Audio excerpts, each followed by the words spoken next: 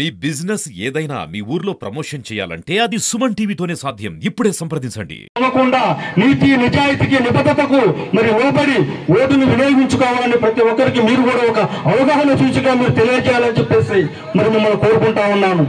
దీన్ని మీరు గుర్తుపెట్టుకొని రాబోయే రోజులలో మీ ఓటు అనే ఆయుధాన్ని సక్రమంగా వాడుకోవాలని చెప్పి ఈ సభాముఖంగా మీ అందరికీ తెలియజేసుకుంటున్నాను. సెలవు తీసుకోండి. ఓటరు మహాశయులందరికీ నా నమస్కారాలు తెలియజేస్తున్నాను. మిత్రులందరూ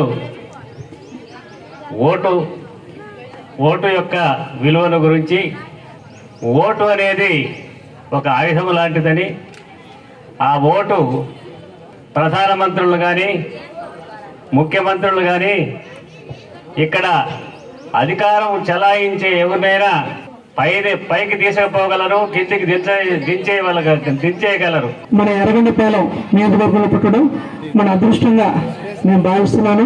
మీ అందరికీ ఓటు అనేది మనకి ప్రజాస్వామ్య దేశం కాబట్టి భారతదేశం అనేది ఓటు హక్కు అనేది ఎంతో విలువైనది.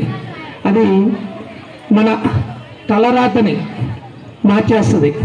అదంతా భవిష్యత్ అంతా 18 ఏళ్ళు నిండిన అర్హులైన ప్రతి ఒక్కరికి ఓటు హక్కు. బిఎల్ఓ అని ఉంటారు, బూత్ లెవెల్ ఆఫీసర్ అని ఉంటారు. వాళ్ళ ద్వారా ఒక నియోజకవర్గంలో మనకు 5 మండలాలు ఉన్నాయి.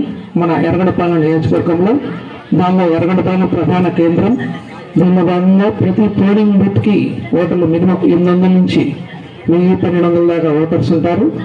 వీళ్ళలో పురుషుల స్త్రీలు ఉంటారు కాబట్టి వీళ్ళలో చదువుకున్న వాళ్ళు బాగా మీరు చదువుకొని భవిష్యత్తు నిర్దేశకులు మీరే కాబట్టి 18 ఏళ్ళు నిండంగానే విధిగా బిఎల్ఓ దగ్గరికి వెళ్ళి లేకపోతే తహసీల్దార్ వారి కార్యాలయానికి దగ్గరికి వచ్చి నేను ఓటు పొందాలి, నేను ఖచ్చితంగా ప్రతి 5 సంవత్సరాలకు జరిగే ఎలక్షన్లో నేను ఖచ్చితంగా ఓటు వేయాలని మీరు మీ ఇంట్లో కుటుంబ సభ్యులు ఎవరైతే ఉన్నారో అమ్మ నాన్న కానివ్వండి, ఎవరు ఓట్ని అమ్మకూడదు.